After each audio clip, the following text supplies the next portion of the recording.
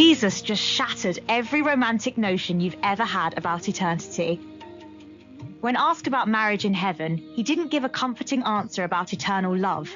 He said there won't be any marriage at all. Today, we're diving into one of the most challenging biblical teachings, that in heaven there is no marriage, and exploring why eternal family is actually defined by humility, love, and the image of God, rather than earthly family roles. By the end of this episode, you'll understand what Jesus really meant and how this completely reframes what eternal relationships look like. So let me turn to someone who can help us unpack this theological bombshell. What exactly was happening when Jesus made this statement? This comes from Matthew 22, where the Sadducees, who were this priestly aristocratic group, came to Jesus with what they thought was an impossible question. According to Josephus, they denied angels, spirits, and especially the resurrection. Wait, so they didn't even believe in resurrection? Then why are they asking about it? Exactly. They were trying to trap Jesus. They posed this hypothetical about a woman who married 7 brothers in succession. Each one died, so she married the next brother according to Jewish law. Then they asked whose wife she'd be in the resurrection. Oh, that's clever. They're basically saying if resurrection is real, then you've got this impossible situation with one woman married to 7 guys. Right. The page content shows they were using levirate marriage as a reductio ad absurdum, trying to make the doctrine of resurrection appear ludicrous and discredit Jesus as a teacher sent from God. But Jesus didn't fall for it. Not at all. He told them, "You are mistaken because you do not know the scriptures or the power of God." Then he dropped the bombshell. In the resurrection, people neither marry nor are given in marriage, but are like angels in heaven. Like angels in heaven. That's a pretty radical statement. What does that actually mean? Well, according to the biblical analysis I found, it means marriage is shown to be a provisional institution tied to procreation and covenant representation that will be fulfilled and transcendent in the perfected communion of the saints with God. Provisional institution. So marriage isn't permanent? That's the thing. It's not that marriage isn't important or beautiful. The page content explains that earthly marriage is actually a shadow pointing to Christ and his church. In glory, the archetype replaces the shadow. Okay, so you're saying marriage is like a preview, a symbol of something bigger. Exactly. Ephesians 5:32 talks about this. Marriage reflects the deep love and unity between Jesus and his followers. But in heaven, that relationship will be fully realized. There's no need for earthly marriage because all believers will be united with Christ in a perfect relationship. That's actually beautiful, but I have to admit, it's also kind of unsettling. Like, what about people who've lost spouses and are looking forward to being reunited? I get that. The page content mentions that many Christians have lost a spouse and want to reunite with them in heaven. But here's what's fascinating. The relationships won't disappear, they'll be transformed. Transformed how? Well, Charles Swindoll makes this point that we're so earthbound that we naturally transfer our current lifestyle to our ideas about heaven. But we need to recognize the vast difference between temporal life and eternal life. Right, so we're basically projecting our current experience onto something that's completely different. Exactly. And this is where the image of God doctrine becomes really important.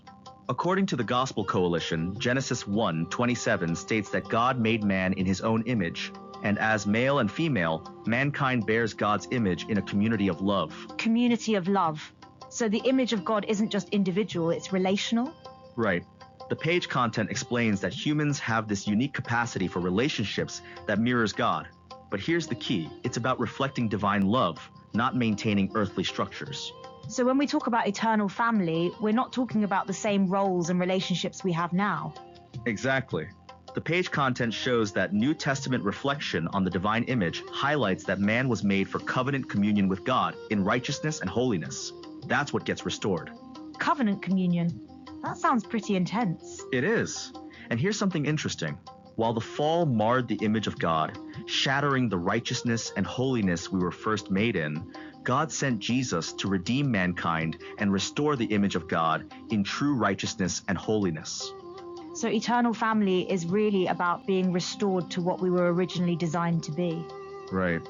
And that brings us back to humility and love.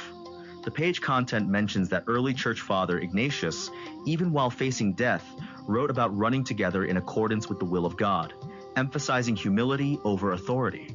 That's fascinating. So even the early church leaders understood that eternal relationships were about something different than earthly hierarchy. Exactly. Ignatius wrote, "I do not issue orders to you as if I were some great person. I speak to you as fellow disciples with me.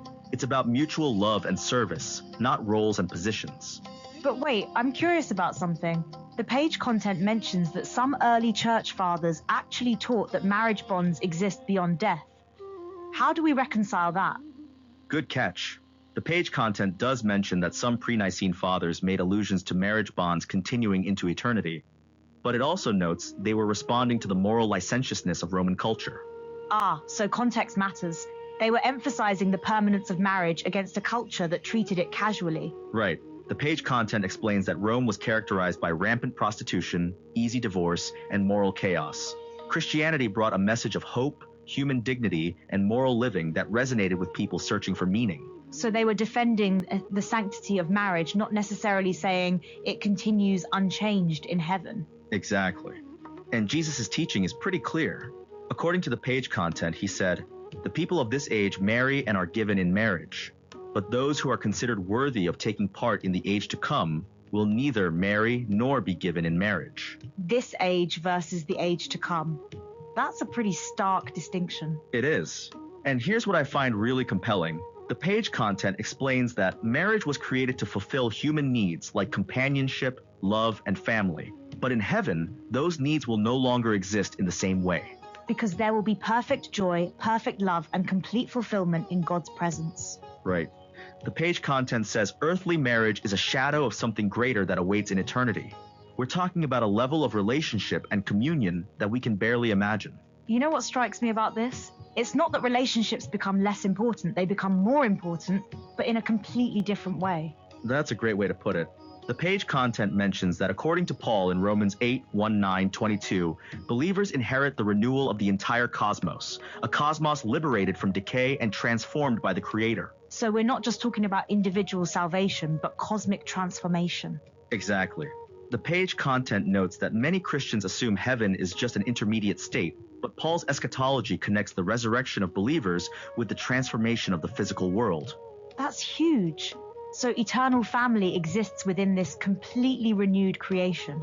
Right. And when you think about it, if we're going to be like angels in heaven, and if the image of God is about community of love, then eternal family is about participating in divine love in ways we can't even comprehend right now.